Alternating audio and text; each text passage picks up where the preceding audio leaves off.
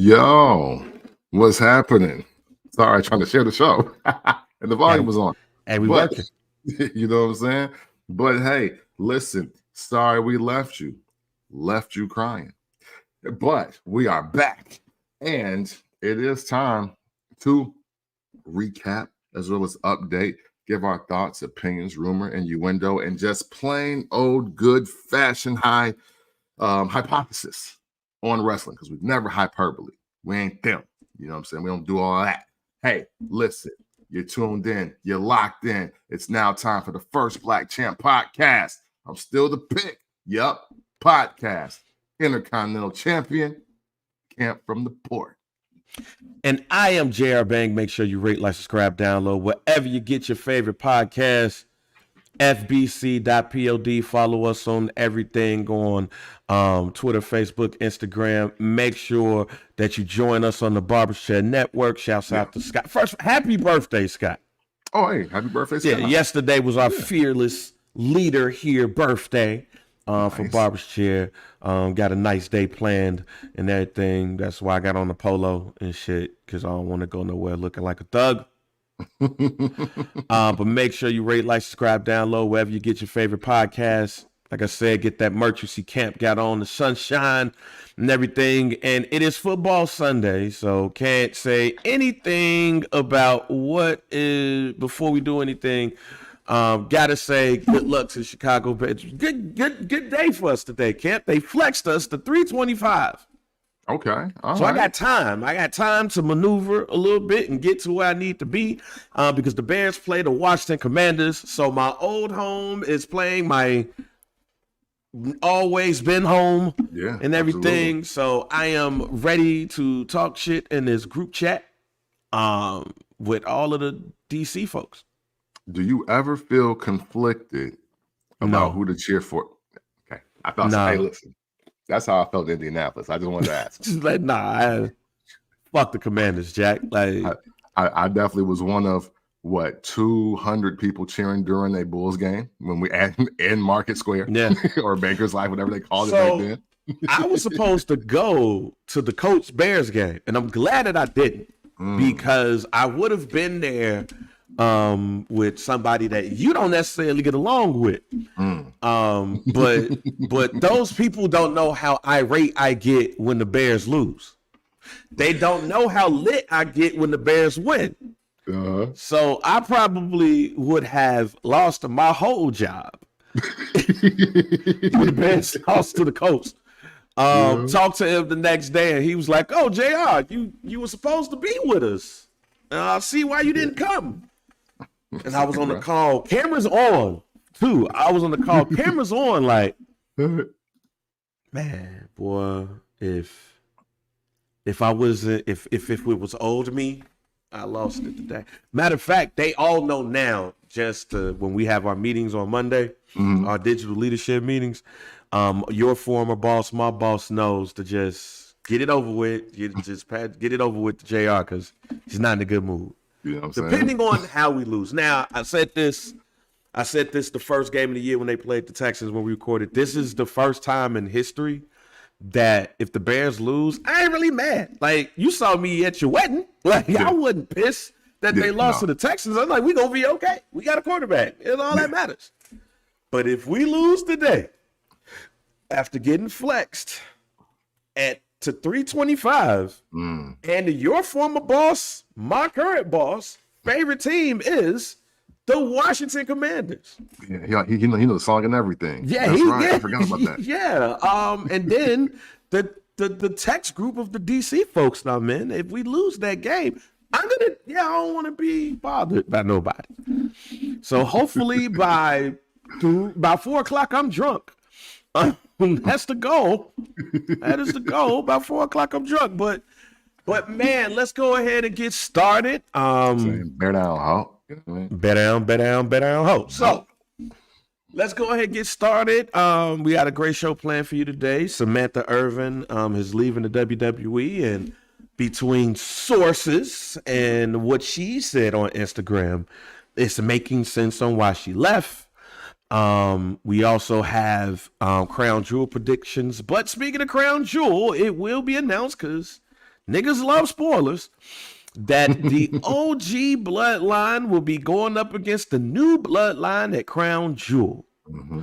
So it looks like it's going to be Solo, and I'm thinking the two of the members of them, or maybe it is Jacob and the Gorillas of Destiny. I don't know how that's going to shake out, but it's going to be some version of the new Bloodline versus the OG Bloodline at Crown Jewel. Mm-hmm. According to reports, how it shakes out when you watch SmackDown on Friday is Roman and Jimmy comes out for a promo, more than likely at the end of the show. Jimmy said that he's going to say that he needs Roman to drop the beef with Jay.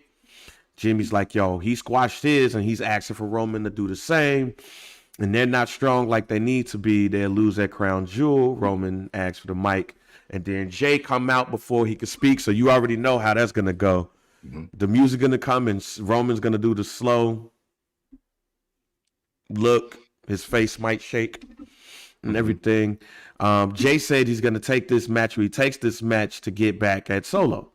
Mm-hmm. He said family isn't all the way fixed, and he's taking it all, and he's just taking what he has to do to get to Solo. He hasn't forgotten about what they did to him physically, emotionally, mentally.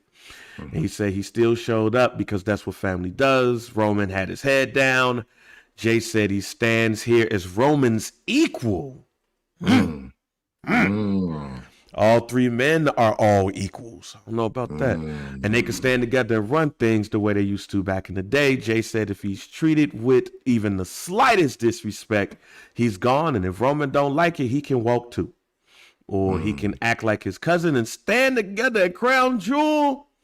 He asked Roman if they were going to do it or not. And Roman will say, yeet. So, let me ask you question one. Are they truly equals?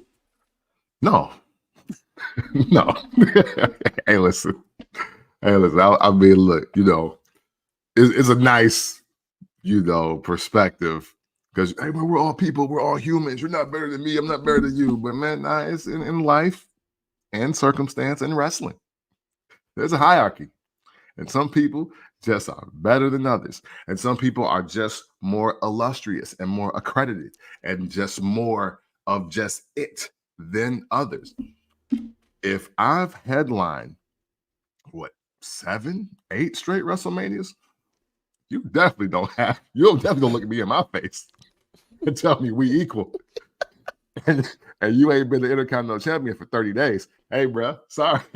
And lost it. And lost that motherfucker. Yeah. Which, it's a great problem to have, but unfortunately it doesn't benefit Jay. When Raw has 2 mid-card superstars, unfortunately you got a hot potato with. But hey, I mean, we already know the vibes. Jay going back to SmackDown. So I don't even think that needs to be a guarantee. I don't think that needs to be word, you think so? Bruh, you already know what it is. Yeah, when you've been IC champ for less than 30 days, you ain't equal to, over 1,300 days as world champion, Jay. I feel you. Yeah. You may be like, we all could fight. Maybe. Right. Like, maybe we could all fight, but as far as like legacy and stuff, you're not equal. You're not even equal as a tag team, my boy. Hey, look, a big dog Roman Reigns ain't been beat yet by you. Right. Bro. So yeah. But I wonder how this is going to go. There's 4 people versus 3. Mm-hmm. There's rumors that a 5th is coming. Don't know if that's going to be, he just slated to go to NXT. We've been talking about Haku's tall ass son since they announced his signing and stuff.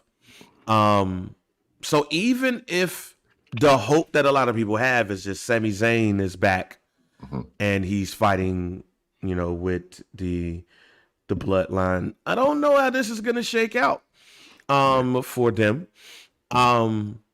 But the Civil War looks like it is on. It starts at Crown Jewel. It starts in Saudi Arabia. So Saudi Mania 6 or 7, wherever we at. Saudi 6, baby. It's coming up next week, and this is going to be one of the matches that happens. Probably is going to be the first match. I don't see how if No, he shouldn't. If Tua's getting, if I Tua's don't think he can take that bump there, either, though, bro. yeah. You see Daniel Bryan? Don't need to be a crown jewel with Tua getting hit and his fingers going like this. We don't need that. We don't need that in our life. Yeah, man, one bad hit to the head, just bow, and then just we don't need that. But this probably is the first match because we're giving away a new championship that's never going to be defended. It's just just a title to put over. It's Braun Strowman's old title, just a different color. Facts. But how do you? Okay, with Roman back, we know that's going to overshadow Cody in his title reign. Yeah, for sure. Sorry, Cody. It is what it is at this point.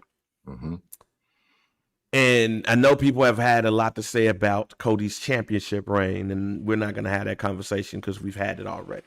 Yeah, for sure.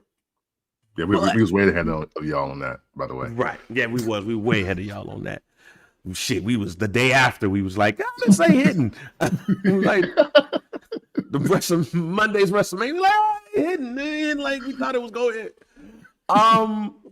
But I want to transition it to Cody a bit because Cody's going up against Gunther, and I could give you my championship, Crown Jewel championship prediction now, but I won't. But considering everything that's going on around Cody, what do you feel needs to be done in order for him to jumpstart or re-jumpstart his championship reign now that Roman Reigns is back? What does Cody need to do to get the attention back on him? The spotlight here. Man, it's gonna sound like a broken record but they just have not tried it. You know what I'm saying? Like he needs, if he's not going to get edgier, even though he's trying to show shades of it for this makeshift title of Champion of Champions title, Cody needs to be in a real storyline that literally just involves, I hate your guts and I'm taking your title. Not you're my friend, what happened? Not this is for Dusty. Not family over everything. Like, we got to stop. Like, all the heartstring storylines got to ride out. Like, what happened to just wrestling and hating Moggs? Like, what happened to that? Like, what happened to, hey, yo, I just don't like what you got. Like, hey, what happened to, I just want to take that from you. And enough of this. I respect what you've done. I respect the story. Like, yo, like, please, what just happened to, what happened to the backstage melee that nobody can explain? And the guy is simply like, look, to get to the top, you got to be the champ. I want to be the champ. And who is the champ?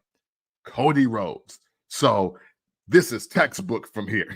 I'm on Cody ass until I get the title. Like, what happened to that? Like, we just can't have people that just want to be the champ no more. Like, one of the greatest WWE superstars of all time, Stone Cold Steve Austin, always said, if you're not here to be the champ, then what the hell are you here for? So that at least try it.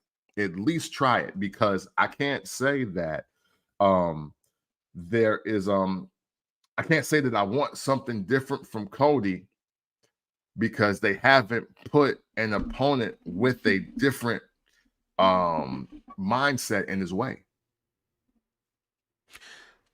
Yeah, I do think Cody feeds off of sympathy too much. It's Rocky IV every night when it comes.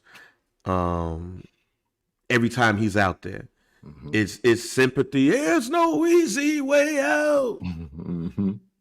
And for me, yeah, it gets boring. It gets boring every time you look at somebody and it feels like this person is about to cry and get emotional. Yeah. Like, after a while, it's like, all right, bro, we know it. Get your soft ass up out of here.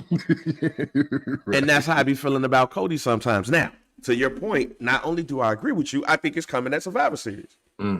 Nice. because of what Triple H said to Randy Orton, excuse me, on SmackDown. Mm-hmm. I'm not protecting Kevin Owens from you. I'm protecting you from Kevin Owens. Mm. It's been some time since we have had Kevin Owens prize fighter. It's been some time since we had real true heel Kevin Owens. Mm-hmm. I believe, and this is just my opinion, the last true heel Kevin Owens we got was The List. Oh, yeah. Yeah. And Chris Jericho. That was the last time I feel like, in the essence of Kevin Owens, just here to whoop your ass. That's the last time we've seen that Kevin Owens. Yeah. But the fact, this is not the morning for this. Hey. Hey. But you're right, though. You're right, though. You're right, though. You are. They are talking about Kevin Owens like Kevin Owens is King Von. They're talking about Kevin Owens now like Kevin Owens will show up and fuck you up. Straight up.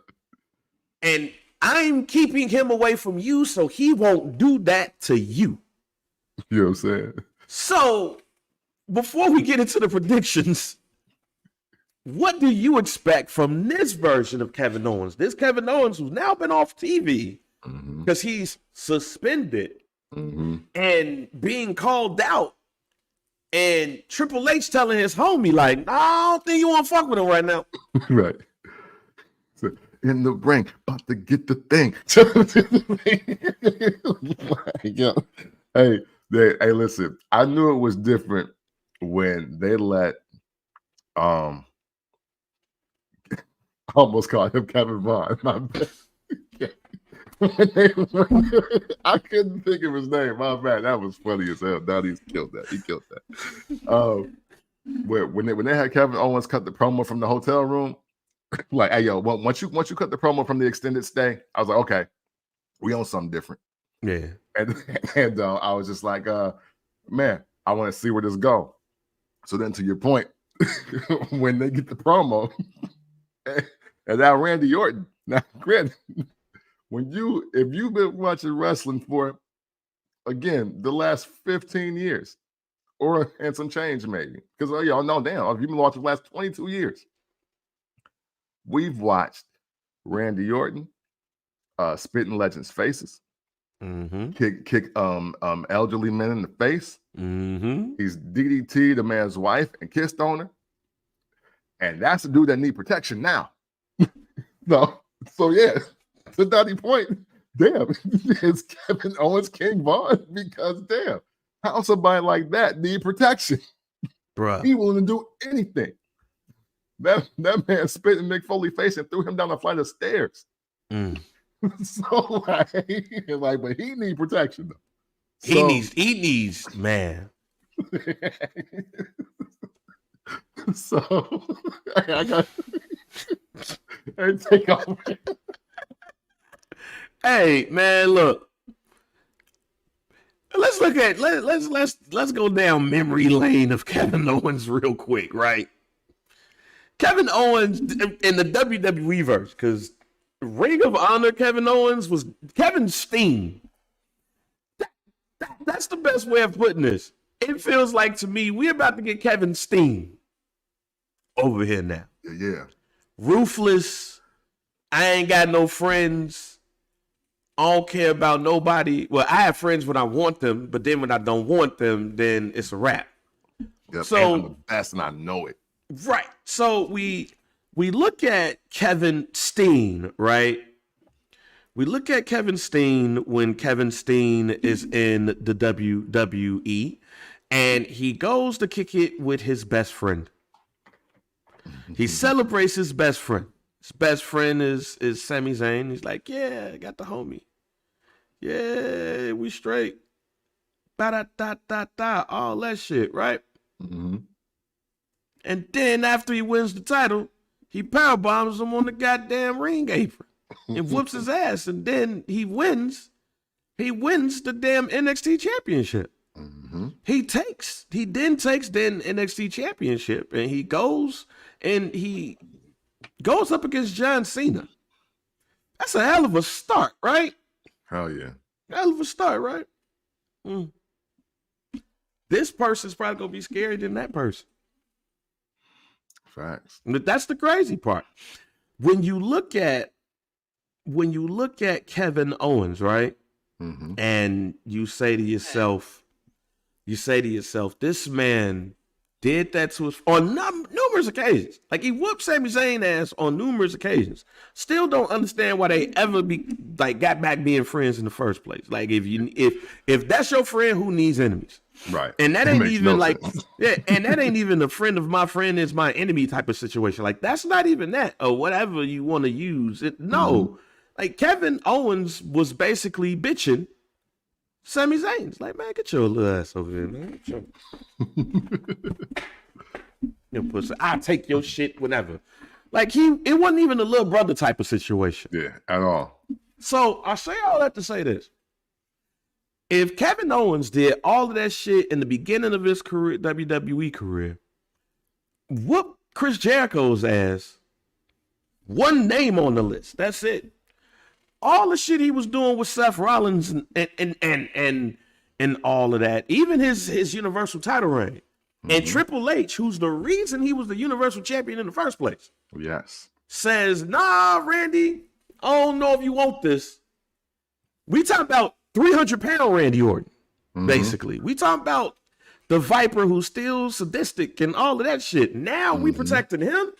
Yeah. Let's get to the predictions, because we're going to start off with the Crown Jewel Championship. Cody Rhodes versus Gunther, because I'm going to give you my prediction right now. Okay. Gunther will win because Kevin Owens will cost Cody Rhodes the Crown Jewel Championship, and you're going to get a meaner, thicker beard, more aggressive Kevin Owens, who will win the WWE Undisputed Championship from Cody Rhodes at Survivor Series. Bang. Yeah, no. I literally got damn near the same finish. I definitely have Cody taking the L, because Cody needs to take an L, because again, I think the entire universe is tired of the sob story, sympathy, riddled victories from him. No, I am. You know what I'm saying? And he's like, yo, man, he trying so hard to win that Sportsman of the Year ESPY. And it is fucking, yeah. He wanted to be Sportsman of the Year for 24 so bad, bro.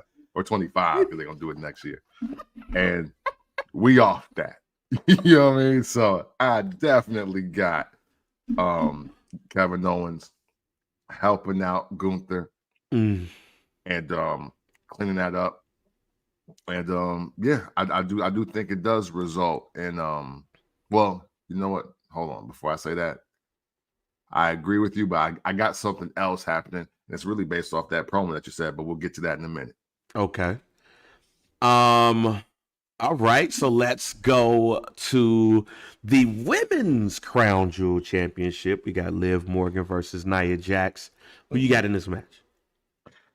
Man, even with all the interferences taking place, I still got Nia Jax. Still got Nia Jax. What has been really cool to see is that she really getting her run. I don't know how it's translating as far as ratings. I don't know if it's necessarily translating as the greatest amount of heat, but I love what Nia Jax is doing right now. And I think her run versus Liv's run, even though I think we've picked up the love factor for Liv, Nia's picked up the wrestling factor and the game changing factor. So I'm definitely with that. I pledge my life short shit and clock. Hey, listen, I'm right with you. So I got Nia I still do think Tiffany Stratton should try to cash in if she's gonna be out there. If she's gonna be at Saudi 6, go ahead and take that title so you and Ludwig can do y'all TikToks and stories with you holding the belt over your vagina while he just looked there like, yeah, you already know I'm blazing that. Evil Conan O'Brien for the win. The winner of this match will be Nia Jax. But because of what you said, all of the interference, the winner of this match is going to be Tiffany Stratton. There's going to be confusion on, okay, if she's the champ, but she's also the Crown Jewel champ, but she just lost the belt to Tiffany Stratton. Do we got 3 women champions? Yeah, see?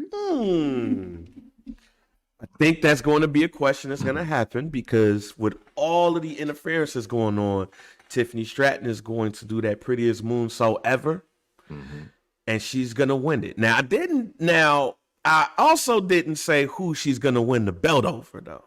True. Yeah, she going to Raw. She going to Raw. Because if Liv gets smashed, Nia's going to look at her and be like, So, yeah. I think that Liv is going to lose the belt. She gonna get that bitch back, though.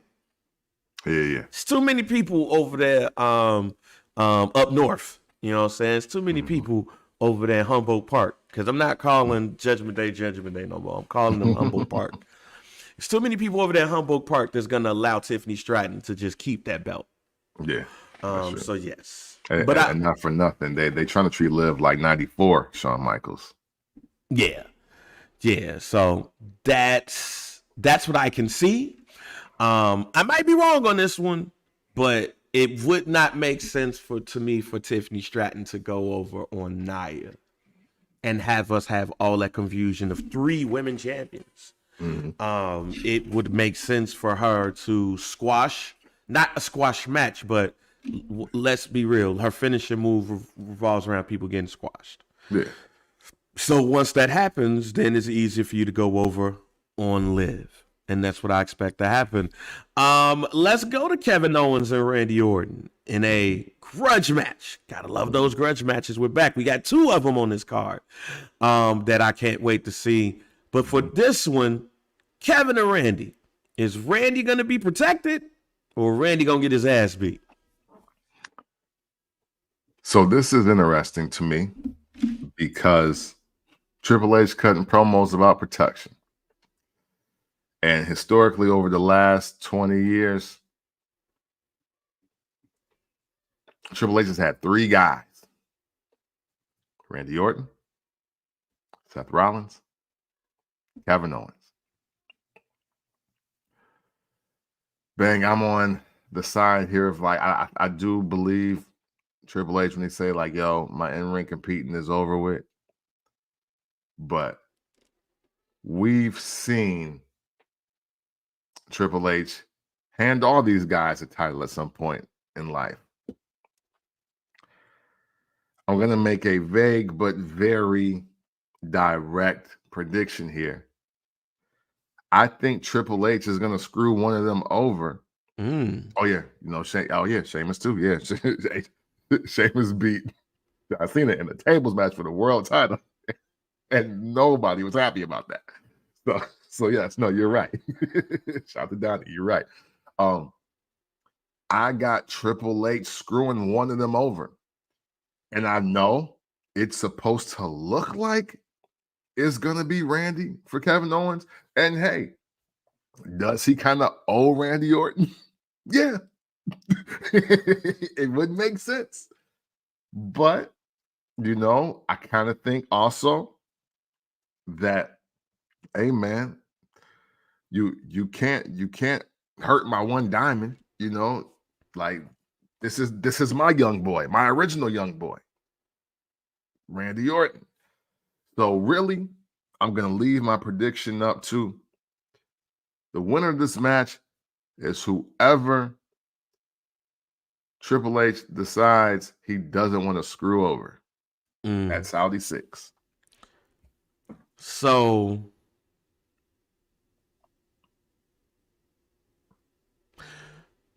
I've been thinking about this since I saw what was gonna happen.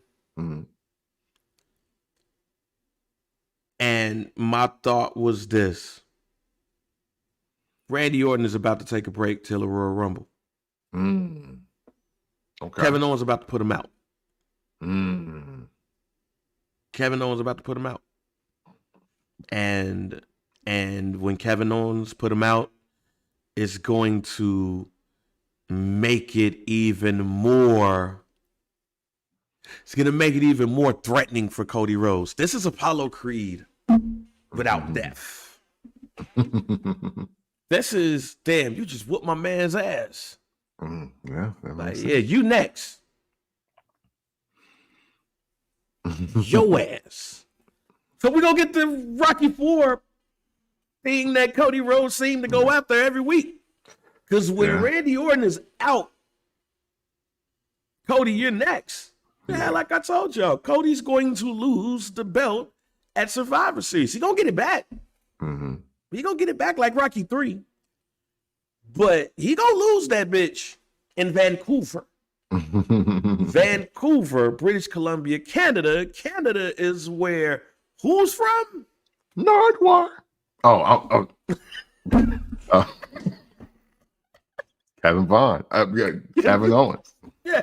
So Kevin Owens about to go ahead and he gonna go ahead and win that title in his home country, and it's gonna be lit. So, and he's gonna let everybody know, like I told y'all, fam, y'all done pissed me off.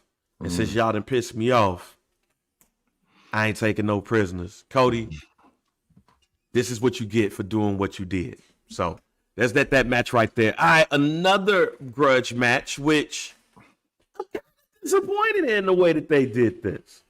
How you squash somebody 6 times and don't give him shit?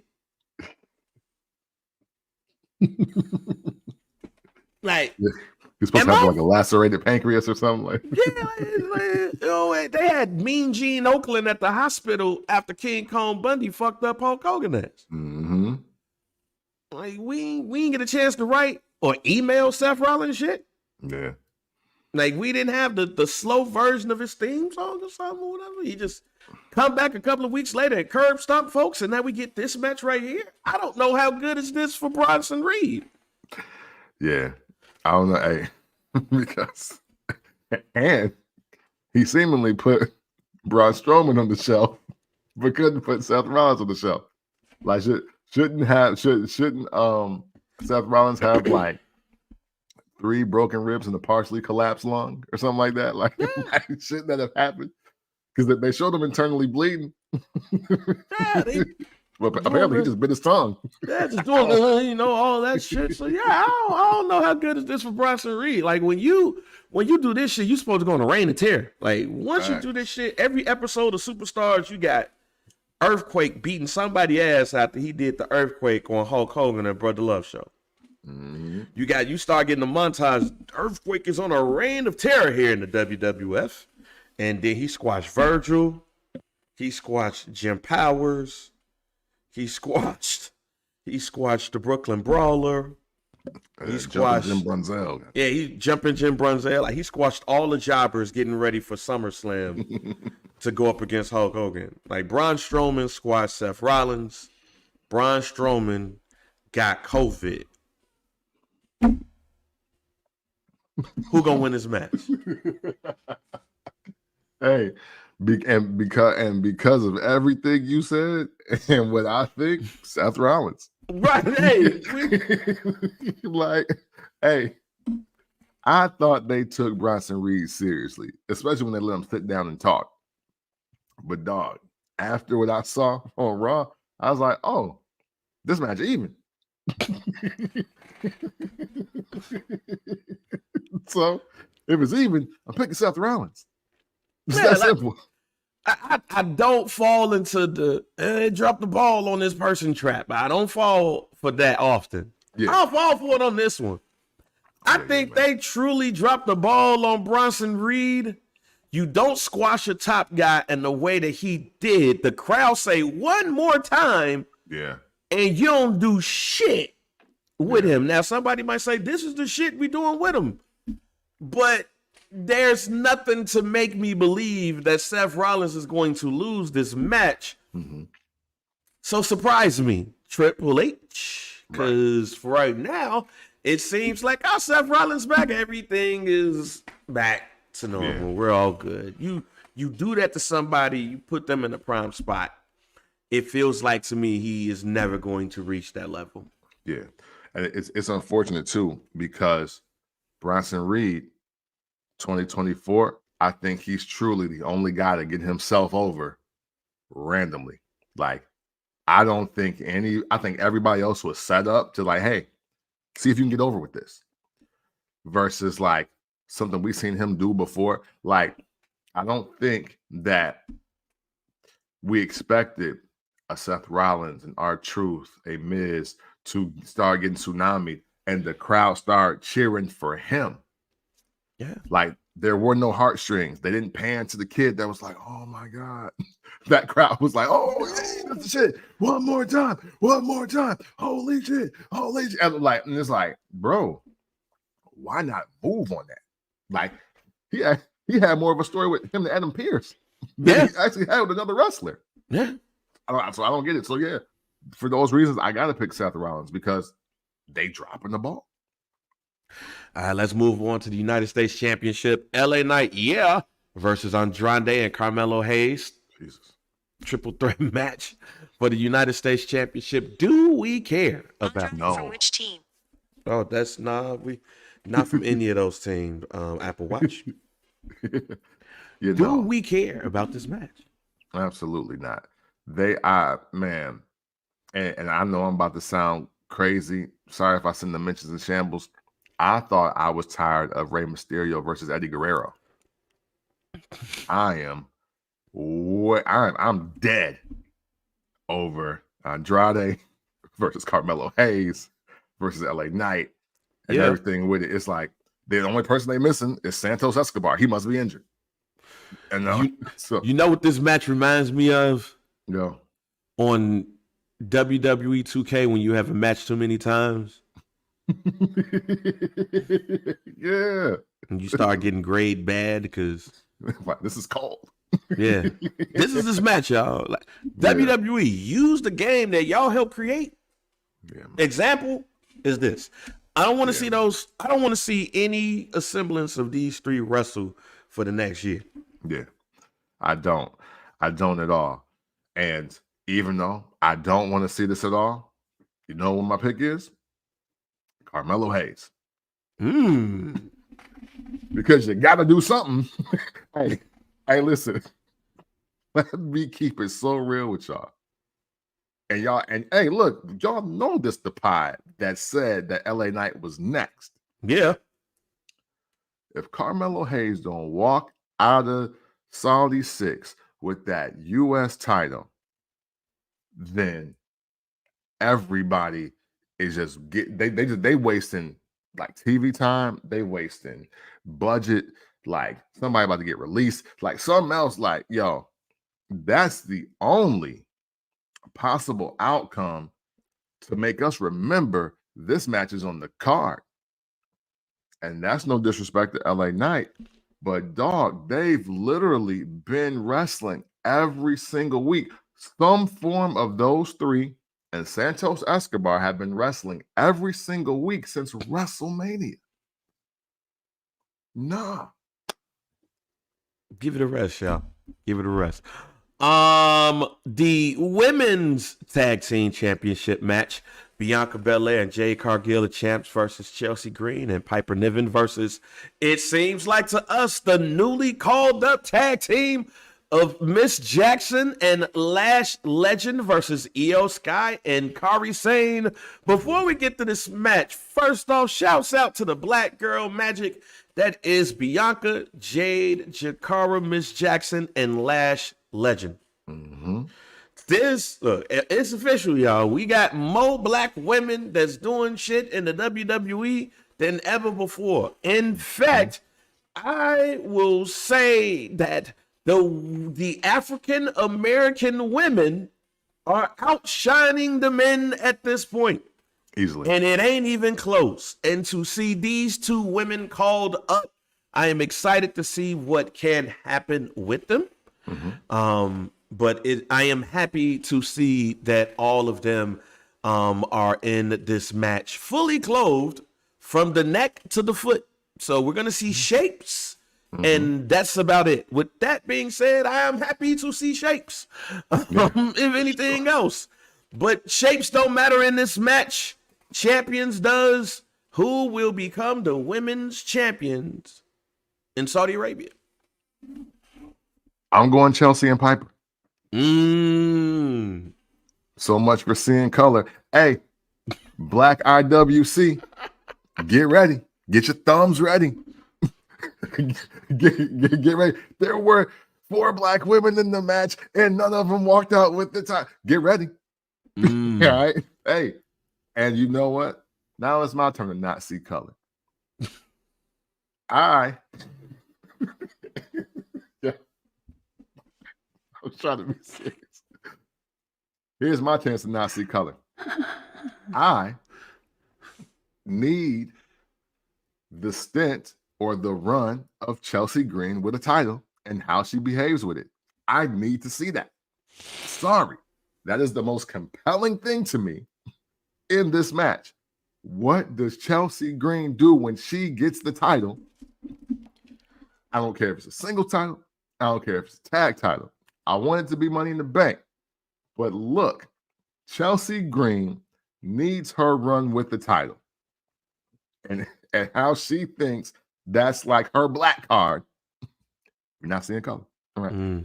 And how that's her access to do anything that she wants. Or she's going to raise a fit. Call the manager. We need that. That's what the women's division needs. There's too many.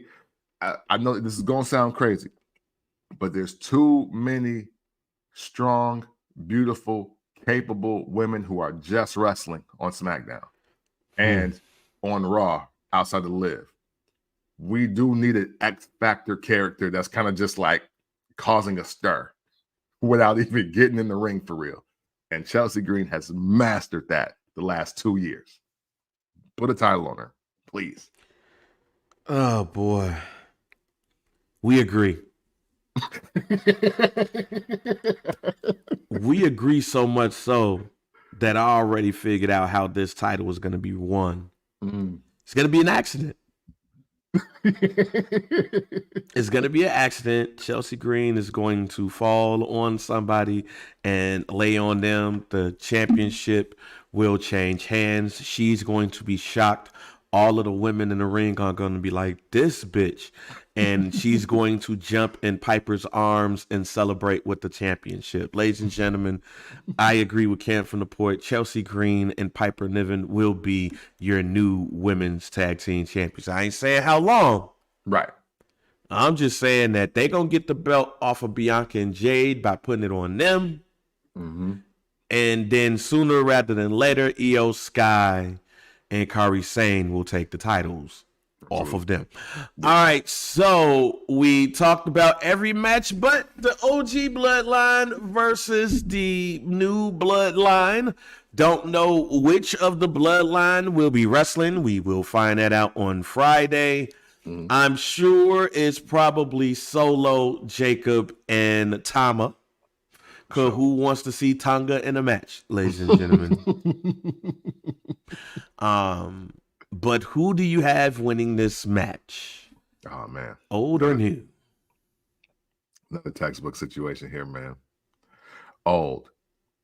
But to be fair, I'm only picking OG Bloodline because they've taken a lot of steam out of Jacob Fatu. Like there was, yeah, Camacho. At this point in the game, Bang, I expected for Jacob to level everybody and look really, really strong all the way to WrestleMania. That's what I expected. I thought that they were going to do a better job of separating Roman and Jacob and maybe making the focus more Solo and Roman for longer. But they had like 3 like backstage brawls, or like, you know, like how when you get the game and then all of a sudden you just in the ring and you fighting, but it don't like really count. Or when if you break the intro and y'all start fighting, but then eventually like a finisher get hit and then like the match is over, like they just throw it out. That's what's been happening between Solo and Roman. But in the process of all of that, yeah, they cost Jay the Intercontinental title. But my thing is, how does Jacob look in all these moments? Mm-hmm. And it ain't that he's not a threat, because he is. And when he get his shit off, he go crazy. But unfortunately, he be one Superman punch and he out the game. And it's like that shouldn't be the look for Jacob in October based on what we saw in August. Yeah. So we have no choice but to pick the OG Bloodline, in my view, because they've made Roman Reigns again. But now Roman Reigns has figured out everybody. And the match ain't even been booked yet. So it's hard to go against that. Oh man, I have the new bloodline. The old bloodline. Excuse me. I have the old bloodline because you're not going to go to Saudi Arabia and the biggest wrestler in the world loses. Now, whatever happens after the match happens. Yeah. But Roman ain't about to lose in Saudi Arabia. Boy, them folks will get pissed. Yeah. What the fuck you mean he lost? No, we didn't pay for this shit. Like, right. Hunter, fix this. Somebody get beheaded if he loses. Yeah, we're going to do this match over. It's live. No, I don't give a shit. We're going to do this over with. So I expect the OG Bloodline to win, and something would happen afterwards to kick off the road to Survivor Series War Games. Now, will we see Sami Zayn pop up and save the day, and then everybody start really getting excited? I'm not for sure, but we will see what happens. All right, man, those have been your Crown Jewel predictions. We'll see if we're on point next week as the WWE puts on Crown Jewel. It starts sometime during the morning, so we'll check that out. Yeah, they did ask for Yokozuna a few years ago, I believe. So we'll see what happens. That's going to be a long day for me because I'm going to be kicking it that night at the UIC Forum for Fourth Rope. Heels Have Eyes 3 with Westside Gun them. A couple of more matches were announced. They're going to have, the real one is going to be at the joint wrestling that night. He's going to be wrestling. Hold on, let me pull this shit up. Hold on, because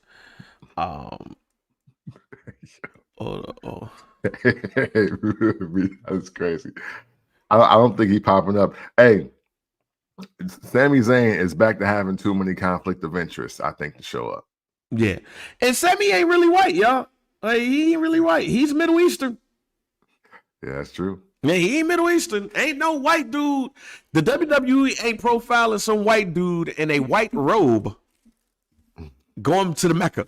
Look, that was probably, look, let me just say this now. All right. This might sound very bad, what I'm about to say, but hey, it is what it is. I never thought I'll ever see the day where they will show somebody go to the Mecca in the WWE. They did with Sami Zayn. He ain't white. He ain't white, y'all. Hey, listen. Yeah, he's fair skinned. Yeah, he's fair skinned. He's fair skinned. Yeah. He ain't white. Yeah, that's a fact. So and you know what? That's the new thing. Moving into 2025. There's white skin, and then there's fair skinned individuals. That's it. Yeah. You one or the other. And then we gotta figure out who is who by the actions that they do and get away with. Yeah, because remember, Sami Zayn refused to come to Saudi Arabia for years. Mm-hmm. They fixed some shit, and then next thing you know, he was at the Mecca. Whoa.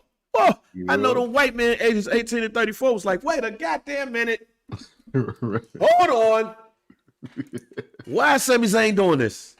Right. All right, so man, Heels have Eyes 3 still praying next week out here in Chicago. Real One will be going up against Cha Cha Charlie.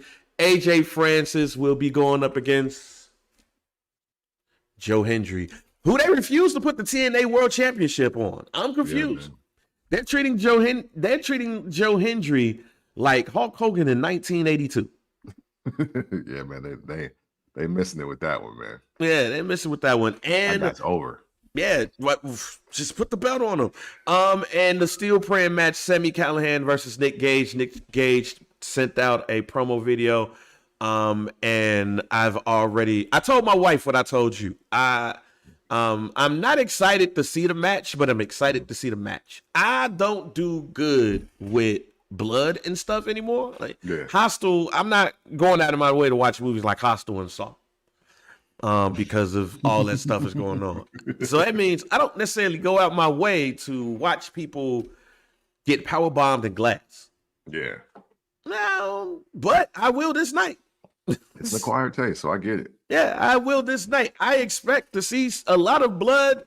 And matter of fact, if I don't come back with blood on my shirt of a white guy after this white guy's gotten their ass beat, then I'm going to be sorely disappointed. Yeah, if they were black, I'll probably be like, no, I want to see two black people wrestle like this. Come on, man, we got to stand together. We brothers. In this case right here, now y'all whoop each other's ass. Sami Callihan, Nick Gage, steel praying match. Fourth rope, the Heels have Eyes 3 still praying at the UIC Forum. Make sure y'all go ahead and get y'all tickets at Ticketmaster. And they didn't even pay for that. I'm just excited that we got this because also watching a little bit of TNA last night. Guess who was in the front row and they put the camera in the lower third on him? You guessed it, Westside Gunn. Nice. Finally. Now, I know he's in partnership with TNA, so that helps out. But, hey, we still love to see it. Yeah, absolutely. Listen, I think the most important thing about that is that they showed a black federation owner. They recognized him. They put the camera in. They put the name out there. So now, to me, that is just step one of brand awareness. And, maybe, when all he had was GXFR and Hitler Wears Hermes, the series, maybe it isn't the right thing to do for the grander scheme of things. And I respect it from a corporate standpoint. But that was very important, especially for what's coming up, especially for what he has planned. Man, that's awesome. I'm glad they did it. Step one, he should never be disregarded again. Yeah. So there's that. So biggest story in the WWE non-wrestler related this year was Samantha Irvin surprisingly last Monday announcing her departure from the WWE. Lillian Garcia is now back as the ring announcer. A lot of people were shocked. A lot of people were shocked and surprised about this in particular, everybody, first of all, outside of looks, let's be real. We know Samantha Irvin is fine as hell. Yeah. But outside of that, she brought, in my opinion, this is just my opinion, y'all. Y'all ain't got to agree with it. But in my opinion, she brought the attention to the ring announcer in a position that it has not been since the Fink. You looked forward to hearing her announce the competitors. Just like for me, the Fink was the third man in the ring, not the fourth. I didn't give a damn about who was reffing. But if the Fink, just like with Michael Buffer, just like with Jimmy Lennon Jr., when they called somebody to the ring, you knew it was going to be a big match. So the fact that she left, to me, it put a hole in programming to me. Like, you look forward to seeing or hearing her call people to the ring and the swag and the flair that she did it. Yeah. But there's been a number of things that have come out since she has, in a sense, left the WWE to pursue her career in music or whatever people might think.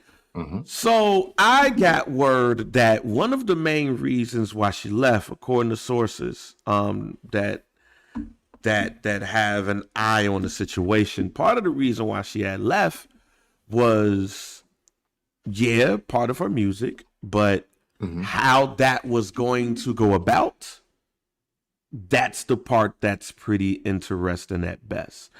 Like, for example, and this is something that we've mentioned here before, which was all of a sudden they really start putting the camera on her. You go on social media and it's almost like it's a camera dedicated to her reactions and stuff. So that's part of what they did to make her happy. Does she love the WWE? People outside of the WWE, I don't expect people to love them. They won't tell the fans that. Yeah, for sure. But to a lot of people there, especially in front of the camera, about it's just a check or whatever. But remember when we well, I didn't say this to you, but I had said this to the homies in St. Louis. Hey, maybe they could have did the John Cena Elias route. Reportedly, allegedly, that's what they wanted to do, but she wanted royalties and ownership of her product, so it never quite happened. She tried to quit before because she wanted more money. She had a price, but they settled on a little bit half of what that price was. They gave her first class travel, and she claimed that international travel harmed her vocals, so she got the week off. She got like a week off and stuff too, but she still wasn't happy. Hey, Samantha manager cold as hell. Her manager cold as hell. Yeah. Who is that? I need to email that person.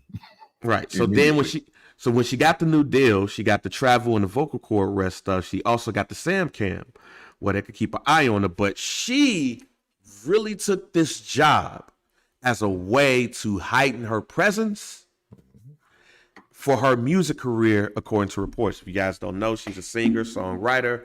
She was on America's Got Talent. She plays the flute, all of those things. This is outside of her relationship with a man and wrestling.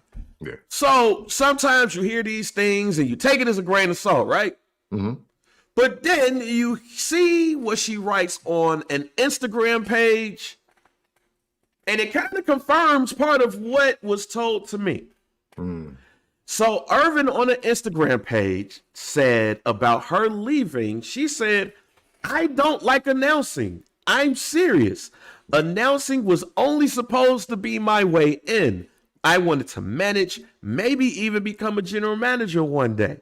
But the WWE saw no future for me outside besides announcer. I love watching the action, but I don't love being an announcer." Now, who the user that she replied back, said, "With that being said, I totally understand.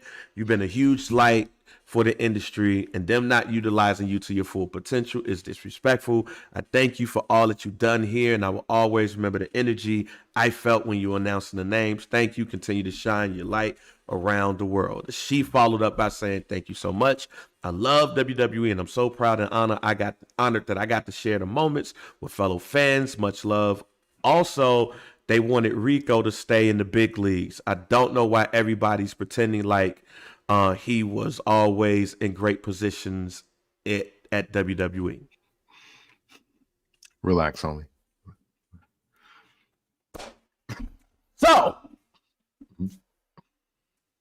So, man, this is very timely for me because as the reports and the information, and then of course that response that Samantha did on the Instagram post, it really summed up some things that I'm even dealing with in my own personal life. So I know what it's like to be really good at something, but it not really being for you.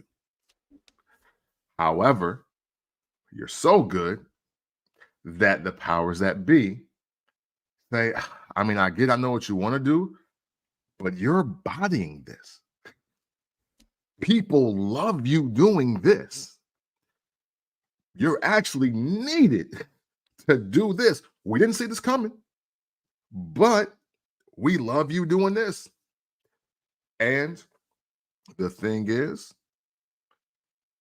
she probably sat there like, but y'all ain't even let me sing the national anthem, though. Y'all ain't let me sing America the Beautiful, though. Like, I don't, to the music tip, I ain't trying to put out music like R-Truth do. I kind of want to do it this way. You know? And there's talent, there's great execution, and then there's dreams. And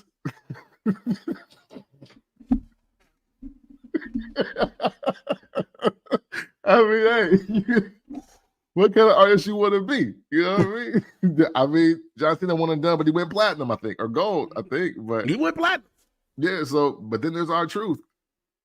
I mean, yeah, he met Pac. Yeah, he be recording all the time, putting out music, but I have something to say about R-Truth music. I can't say it here though. Yeah. I can't say it here. Yeah. She's not trying to get famous with the music video. Yeah, I doubt it. You know what I mean? I doubt it. You know, so I say all that to say, you know, even though like it's bittersweet because at the same time she's making the right decisions. I think that, you know, we live in a more instant gratification, microwave success type of era. And I don't mean that as a negative thing to her. I mean it's a bad thing to her because, you know, forever one of the greatest moments of this decade will be her announcing that Cody is the world champion, and she's crying while she's doing it. Like that's going to be top 10 of this decade. Nobody's going to beat that. As far as announcing goes, as far as the wrestling world, for me, she's in the top 5 already. I only have the Fink, and because of who he is, Gary Michael Capetta ahead of her. So I got her at 3 as far as wrestling announcers for me. And so at least at this moment, because I do like Alicia Taylor. I think she's super dope as well. But when you just don't want to do something, man, you just don't want to do it. And while you're going viral every day because of the way you look and because of the Sam Cam and because of all these things, yeah, this is the promo that every independent artist is looking for right now. She'd honestly be a fool to not try to do it. And if you can't do it within the company, you'd be a fool to not do it this way. But as Sasha Banks knows, and as, you know, a Ricochet knows, once those WWE cameras get off of you, and once that Endeavor TKO money starts being spent on you, you are back to the grind. Man. And because her America's Got Talent video went viral because of what she did in the WWE. So now if you think that you about to Kendrick or J. Cole it and just put your new Instagram reel up of your new joint and you definitely think 10 million people about to listen to it, you might be sadly mistaken. I'm conflicted. Mm. I'm one of those people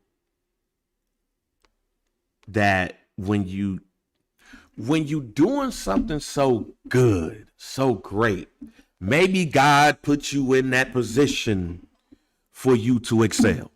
Mm-hmm. And I am a type of person that don't like to question what God gives you, right, if you believe in God.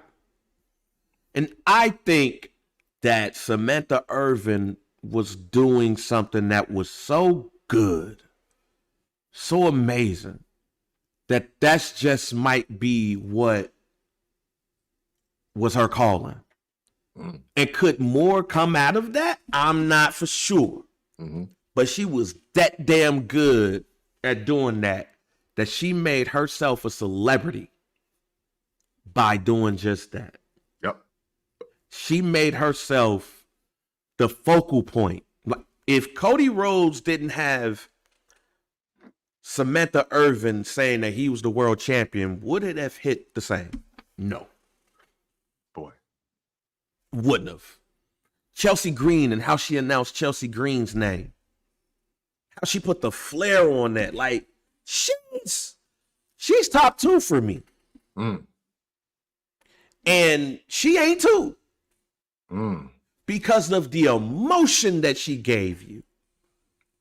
Because of the emotion, she hit home in the arena and on your TV screen that person just won. She gave you legit emotion, or what we believe is legit emotion. Mm-hmm. That being said, who am I to tell somebody that they can't do their music shit? And quite honestly, if you're not in love with the product, then I understand why you're leaving. Yeah. If you're not in love with wrestling, I don't expect you to stay in wrestling. Yeah. If you're not in love with being a ring announcer, I expect you to do more than just, or want to do more than just that. I can't see her taking no bump though. So manager, I'm not for sure of. Yeah. I can't see Samantha taking a bump, because if you're a manager, you're going to have to take a bump or two. I ain't saying you got to get suplexed and shit, but right, you got to fall on your ass. Miss Elizabeth fell on her ass a couple of times. That's a fact. General manager, I think Nick Aldis and Adam Pearce are doing an incredible job. That's just not for you. I think that Rock's daughter is doing an amazing job at NXT. So if the WWE said that to her about the general manager shit, they right. I can't see her supplanting any of those 3. Yeah. Yeah. Because I mean, go ahead. I'm sorry. I was gonna say just real quick, because her talent is her voice. Mm-hmm. And no matter how you use your voice, that is your ultimate instrument. That's your talent. If you're not going to sing, ring announcing really is the best place for you to be in that regard. With that being said, I have a thought of what I want my women managers to be. Mm. And she wasn't going to be better at that than ring announcing. Mm. When I look at my announcers who are women, there's nobody, well, my managers, excuse me. When I look at my managers that are women, there's no better manager that's a woman than Sensational Sherri. A1 through 5.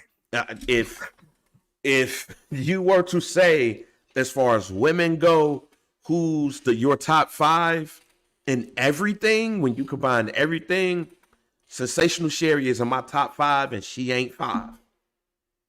So if you are a manager, you have to give me that, or I don't care.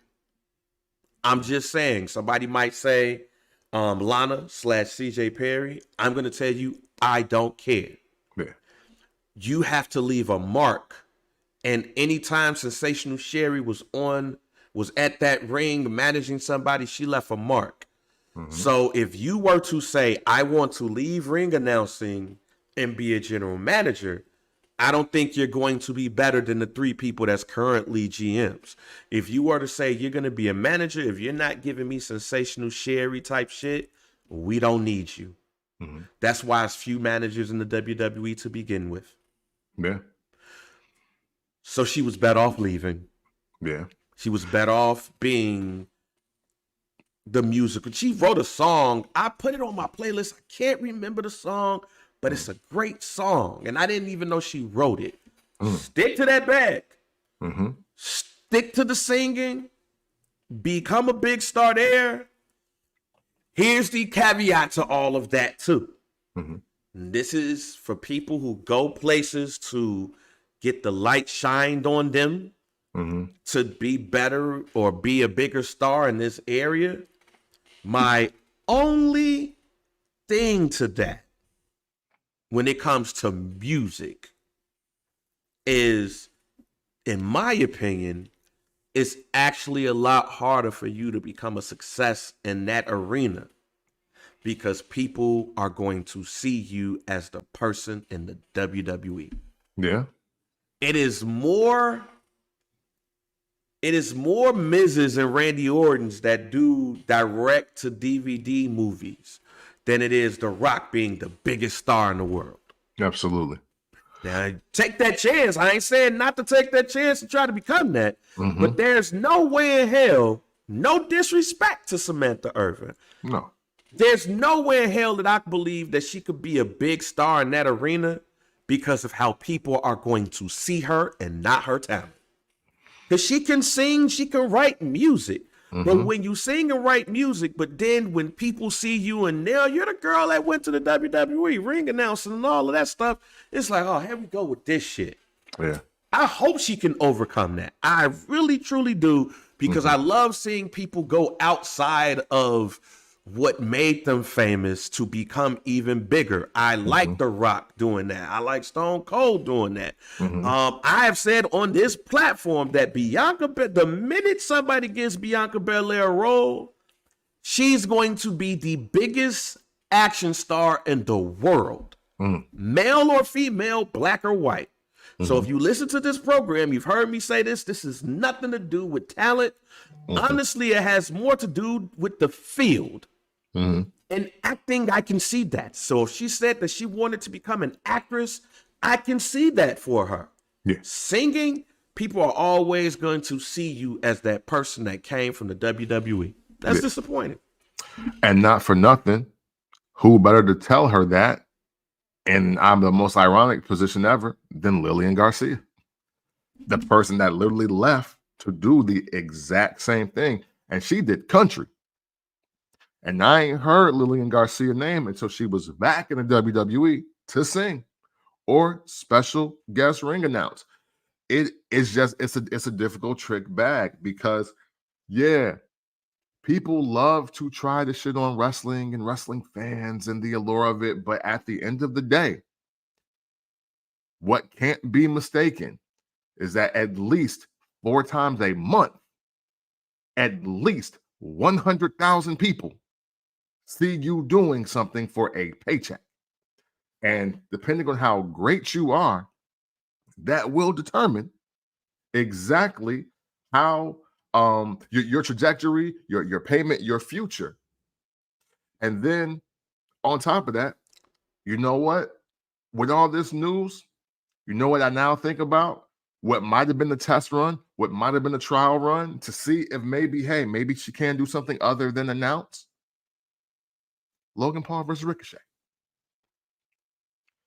Because if now you're telling me you want to be a manager and you want to be the GM, then when Logan Paul get in his bag and start doing what he's doing, that was your moment to be like, oh, hey, announcing this douchebag of a social media superstar, Logan Paul, instead of doing your job and scowling in the corner.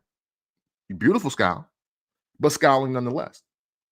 Like there are certain times where I think they lob you the moment and make you realize or let you realize it's the moment on your own.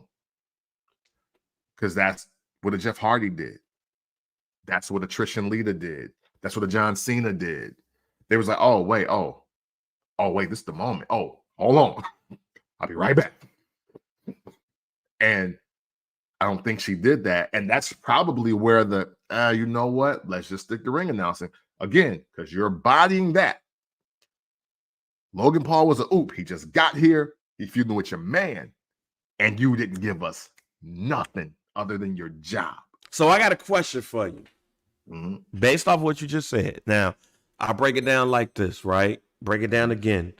I don't see her doing a better job than Adam Pearce, Nick Aldis, or Rock's daughter. Mm-hmm. So let's talk manager. Mm-hmm.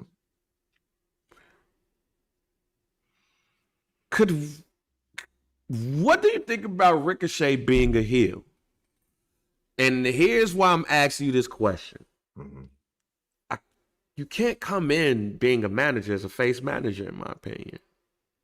You can't come in as the good girl manager that's sitting up there helping her boyfriend. Yeah. You got to be a bitch.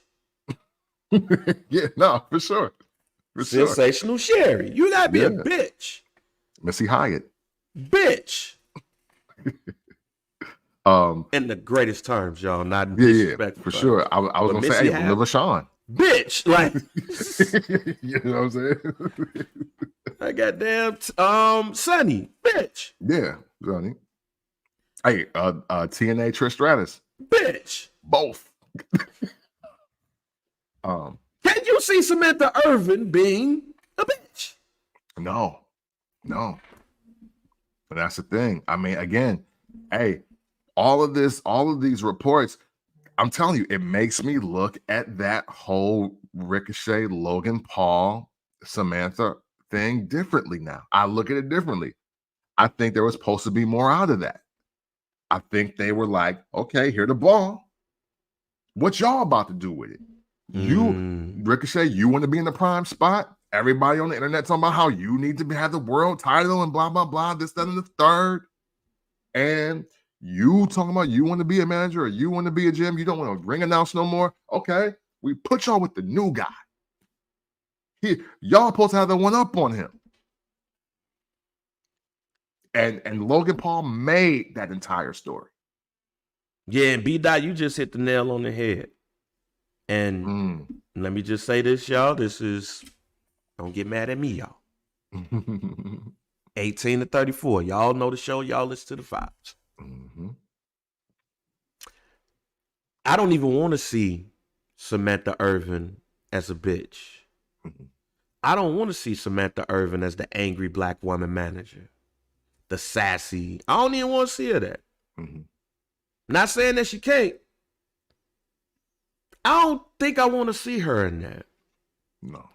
If you're not Sensational Sherry, which basically what I'm telling you, either got to go all the way in or don't do it at all. Yeah. I don't want you to be Miss Elizabeth, because Miss Elizabeth, what made her character even special is because she was dealing with a douchebag. Yeah. Let's be real. What made Miss Elizabeth character even better, because it was like, man, how the fuck you with him? Yeah. There's no why the fuck you with him when it comes to Ricochet. Yeah. Now, Black community time, y'all. New segment I am introducing to the show. Hey. Black community time. They call Ricochet Rico. Hey. When you say Rico, you're thinking of a douchebag ass nigga that think he the shit, out here wearing hush puppies, slacks, chest out, probably Puerto Rican, an asshole, think he the shit. Mm-hmm. Now, maybe if Ricochet would have been Rico, the arrogant ass dude that got her, maybe it works. Mm-hmm. But Samantha Irvin also don't strike me as the one that would deal with that shit. Right. Exactly. Like on the flip side, Samantha Irvin looked like I'll slap the shit out you and leave for Roman Reigns. B Dot just said it. Have you ever seen a humble Rico? Have you ever heard of a humble Rico? Never. No, there's just names in the library that don't come with humble. Like Rico, Lamar. What's another name? Like a nigga name that just ain't shit. Like it's on the internet. They got a whole list of names. Like there's a list of names. I'm kind of willing to throw Kyle in there. Yeah, Kyle. Most Kyles ain't shit. Black Kyles. Tyrone. Like it's levels of ain't shit too. Like Tyrone sounds pissed off all the time. Kyle seems like he's a finesser. Rico is a womanizer. So we gonna stick to Rico. If he was Ricochet, she can't be his manager. If he's Rico, maybe. So AEW, I got something for y'all. Bang. Make Ricochet an asshole. Mm-hmm. Samantha be his manager, and she could be an asshole with him. But if y'all think y'all go get Samantha and be all nice woman with a Ricochet, it's just not gonna work. Yeah. Samantha gotta be a bitch in order for this shit to work, y'all. I'm sorry. You gotta be Missy Hyatt. You gotta be Jacqueline. You gotta be PMS Jacqueline. Yeah. Hey, real quick though. Tony, Bucks, see what y'all doing. And if this is still going to be the place where, hey, come here and do the thing that Paul wouldn't let you do, and it fall flat, y'all going to look just as dumb as the people that's pitching to y'all. Be careful. Be careful. There's still a thing called strengths, weaknesses, and best for business. That's still a thing. Hey, and look, and Bang knows this. Hey, I don't be on board with that a lot of times. Hey, look, I know who I am. I'm very self-aware. My counselor just told me. Okay, so I'm being crystal clear here. I'm not saying don't give it a shot, but I'm saying don't go direct to TV with it. Like, maybe, yeah. Do a dark match, right? Let's get a handful of dark matches. Let's get a handful of house shows. Hey, look, this 2025, in my eyes, start building the content online first, and see if something go viral here, and then bring it to TV. You know what? Samantha Irvin probably not gonna see this. But we don't think a lot of people be seeing shit, and our shit be on TV. Man, listen. So, Samantha, I'll go directly to you. Show me what manager Samantha would be like. I want to see it. You and Rico get together. Show me what manager Samantha would do. Mm-hmm. I have my favorite women managers, and they're my favorites for reasons. Not when it comes to them being fine. Mm-hmm. It's because of what they bring to the ring. How they enhance the match. Mm-hmm. How they push the storyline. Again, there's no better person than that from a woman's side than sensational Sherry Martel. Mm-hmm. So when you do it, it's just like black people. When you got to do it double better than everybody else. Yeah. So for a woman, especially as a manager, you got to do a triple. Show me what that looks like. I don't think she could have been a general manager. They're good in that area. But show me what Samantha Irvin can do as not only a manager, but just even having a whole stable. Mm-hmm. A stable of niggas that'll kick your ass. I want to see what that looks like. Fact. And if you have to go to AEW to do that, I'm going to tune in because I like seeing you perform. Mm-hmm. But it can't be angry black man. And like my man B. Dot just said, because it just popped up, it can't be that's my black king. Yeah. because Rico is an asshole. Ricochet might be a great guy, but Rico is an asshole. Mm-hmm. So how do you enhance Rico the asshole? Because we've never met a Rico that wasn't an asshole. Mm. There it is. It's enough rappers that's even dealing with Ricos right now. That's not a good thing to be a Rico. Yeah. Just historically, it's just marked. It's just marked for failure. Mark for failure, mark for jail, mark for some shit. Yeah. Okay. No, I get it. Or just mark for, or just being the Puerto Rican dude with long hair. It's like, yeah, mami. You know what I'm saying? To papi, Rico, Puerto Rico. Oh, yeah. Whatever, man. But look, man, that's it, man. That's all we got for y'all today, man. Good conversation. Buddy. We potted today. For sure, man. Good to be back and good to talk to all of y'all, man. This was great. Ooh, hey. Yeah, Donnie just said something that just made a lot of sense to me. Like for a while, Rico looked like that black boy that didn't talk to black kids in the school. Like Ricochet for a while looked like that dude that listened to Last Resort all day long to get ready for school. Like Rico dressed like the kid at one point that had JNCO jeans and a rock shirt, like a corn shirt and JNCO jeans, and played hacky sack. So basically, you're telling me that Ricochet at one point in his life was Dave Navarro. Nah, I wouldn't even go that far because Dave Navarro is Spanish. And I don't know if I think Ricochet is fully black. I mean, his name is Rico, so you got questions. Yeah. But Ricochet, back in the day, looked like the greatest black hacky sack player of all time. Hey, with all the flipping, he better be, man. Like he had the piercing here. He had the paint around his eyes. He had the corn shirt with the flannel on, the JNCO jeans with the chain and shit, and he wore like airwalks. Airwalks. And before school, he played hacky sack. You know what I'm saying? I remember those kids. Now, 1995 was a wild time. Yeah. Now, I don't know what happened to him after Lucha Underground.